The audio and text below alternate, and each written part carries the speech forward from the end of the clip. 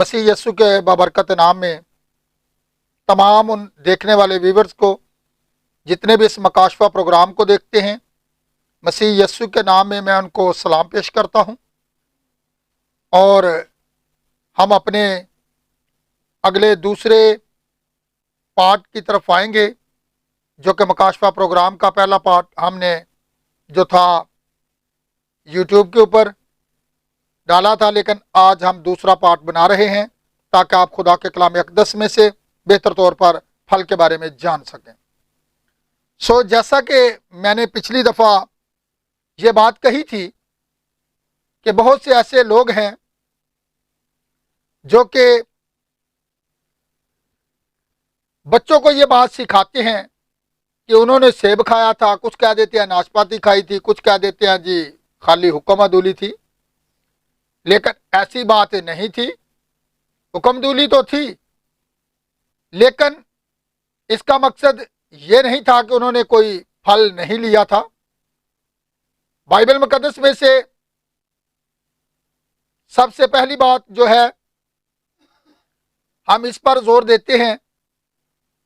कि उस फल के बारे में जानना बहुत जरूरी है जो फल लिया गया था, और उससे बाइबल मुकद्दस में से साबित भी करना चाहिए, क्योंकि जो बात खुदा के कलाम अक़दस के अंदर नहीं है हम उसे रद्द करें। क्योंकि बाग अदन के अंदर यही पर तो जो दुनियावी तशरी, जिसकी तशरी अबलीस ने की थी, आज भी बहुत से लोग धोखा खा रहे हैं। वो इधर उधर की तफसीरों को लेकर जो है पेश करते हैं, लेकिन उनका खुदा के कलाम के साथ दूर का भी वास्ता नहीं है। इसलिए मैं खुदा का अदना सा खादम होने के नाते ये बात बयान कर रहा हूं जो कि बाइबल मुकद्दस के मुताबिक हो और जो बाइबल के अंदर मौजूद हो। क्योंकि बाग अदन के अंदर जिस तरह हवा ने जो था कलाम ही पेश किया था, लेकिन एक तो उसने इजाफा कर दिया और दूसरा उसने खुदा के कलाम को छोड़ दिया, और उसने जब खुदा के कलाम को छोड़ा तो उसकी तशरीह को लिया, तो वहां पर ही वो फरेब खा गई।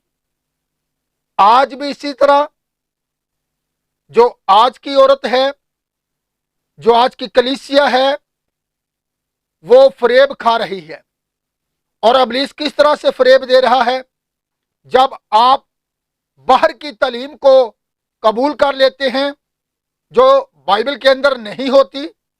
तो इससे मतलब ये है कि हमें इब्लीस जो है वो गुमराह कर रहा है। और बाइबल के अंदर ये लिखा है, नबूवत की इस किताब का पढ़ने वाला, इसके सुनने वाले, जो कुछ इसमें लिखा है और इस पर अमल करने वाले मुबारक हैं। हम हमेशा खुदा के कलाम अक़दस के मुताबिक जो है चलें, और लोगों को भी खुदा के कलाम की तरफ हम वापस बुलाते हैं ताकि वो बाइबल मुकद्दस को बागौर खुद देखें और फिर फैसला करें। जैसा कि मैंने पिछली दफा भी अपने इस मकाशफा प्रोग्राम के अंदर ये बात कही थी कि उस वक्त वो जो था वो पेट के बल नहीं चलता था बल्कि छुपाया था। और मैं ये चाहता हूं कि आप इस बात के बारे में मजीद जान सकें, और ये कि जो फल उन्होंने लिया था और वो फल क्या था। बाइबल के अंदर बहुत से ऐसे हवाला जात हैं जिनके अंदर जब हम देखते हैं तो हमें पता चलता है कि फल क्या है। अगर हम थोड़ा सा इस आयत पर गौर करें तो आगे हमें यह लिखा हुआ भी मिलता है, जब खुदा ने आदम को पुकारा था तो आदम जो है वो डरा हुआ है और अपने आप को छुपा रहा है। तो खुदा ने उससे क्या कहा, 11 आयत पर गौर करें तो लिखा, क्या तूने उस दरख्त का फल खाया जिसकी बाबत मैंने तुझको हुक्म दिया था कि उसे ना खाना? आदम ने कहा, जिस औरत को तूने मेरे साथ किया उसने मुझे उस दरख्त का फल दिया और मैंने खाया। तब खुदा ने औरत से कहा, तूने ये क्या किया? اب یہاں پر غور کر لیں، عورت نے کہا کہ سامنے مجھ کو بہکایا ہے، اور خدا نے یہاں پر تینوں کو جو ہے سزا بھی دی ہے، اور خداوند نے سانپ سے کہا اس لیے کہ تو نے یہ کیا، تو سب چھپائے اور دشتی جانوروں میں ملاؤن ٹھہرا، اور تو اپنے پیٹ کے بال چلے گا اور اپنی عمر بھر خاک چاٹے گا، اور میں تیرے اور عورت کے درمیان، تیری نسل اور عورت کی نسل کے درمیان عداوت ڈالوں گا، وہ تیرے سر کو کچلے گا اور تو اس کی ایڑی پر کاٹے گا۔ اب میں یہاں پر یہ بات بیان کرنا چاہتا ہوں، کیونکہ یہاں پر جب اس نے پھل لے لیا ہے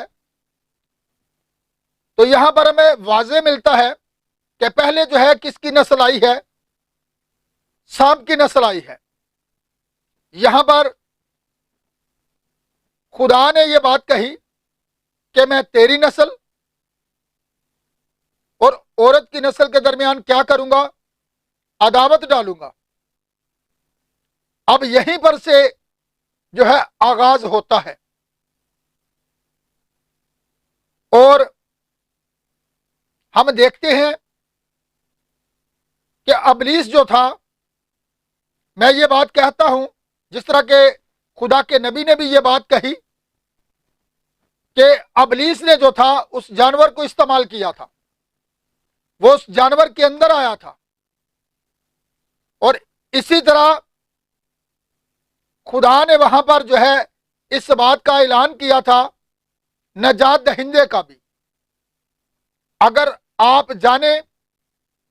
اس بات کے بارے میں کہ نسل ہمیشہ مرد کی ہوتی ہے، لیکن خدا نے یہاں پر یہ بات کا اعلان کیا کہ میں تیری نسل اور عورت کی نسل کے درمیان کیا کروں گا، عداوت ڈالوں گا، وہ تیرے سر کو کچلے گا اور تو اس کی ایڑی پر کاٹے گا۔ اب یہاں پر ہم یہ بات سیکھتے ہیں کہ کس طرح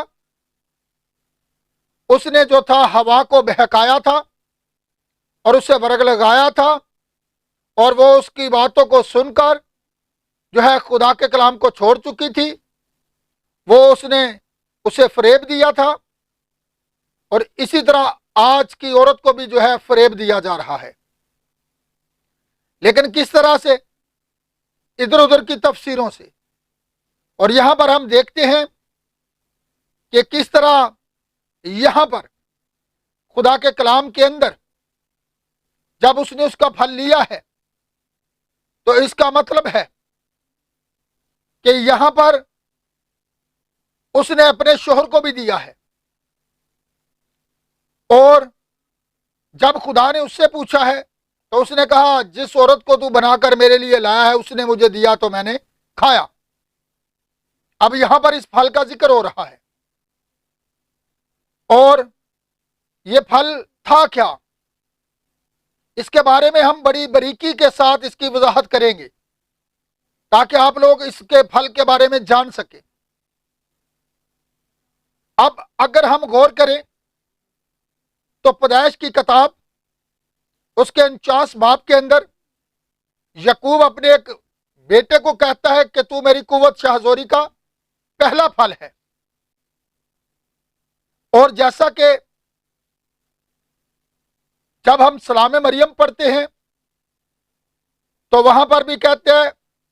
تو عورتوں میں مبارک ہے اور مبارک ہے تیرے پیٹ کا پھل یسوع۔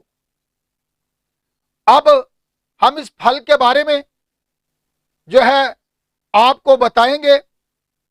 کیونکہ جس طرح یہ بھید اس آخری زمانہ کے اندر خدا کے نبی نے عیاں کیے ہیں، اور ہم اسی پیغام کو لے کر، انہی بھیدوں کو لے کر جو عیاں ہوئے ہیں آپ لوگوں تک پہنچا رہے ہیں تاکہ آپ لوگ اس کے بارے میں جان سکیں کہ وہ پھل کیا تھا۔ اور جیسا کہ رسول بھی کہتا ہے کہ آدم نے فریب نہیں کھایا بلکہ عورت فریب کھا کر گناہ میں پڑ گئی، اور یہاں پر ہم دیکھ رہے ہیں کہ وہ جو پھل لیا گیا تھا وہ پھل کیا تھا، اور اس پھل کے بارے میں ہم اپنے تیسرے پارٹ کے اندر آپ کو بتائیں گے کہ وہ پھل کیا تھا۔ لیکن میں نے یہاں پر مختصر سا اشارہ دیا ہے کہ جس طرح یعقوب نے اپنے بیٹوں میں سے ایک کو کہا کہ تو میری قوت شاہزوری کا پہلا پھل ہے، اور اسی طرح جس طرح یسوع مسیح کواری کے پیٹ کا پھل ہے، تو اس پھل کے بارے میں ہم اپنے تیسرے پارٹ کے اندر آپ کو بتائیں گے۔ اور آپ کوشش کریں اس مکاشفہ پروگرام کو خود بھی دیکھتے رہیں، اسے شیئر بھی کرتے رہیں، اور دوسروں کو بھی اس کے بارے میں بتاتے رہیں۔ اور ہمارے اس پروگرام کے اندر آپ کمنٹس بھی کر سکتے ہیں، اور آپ خدا کے کلام کے بارے میں مزید کویسچن کر کے جان بھی سکتے ہیں۔ خدا آپ کو بڑی برکت دے۔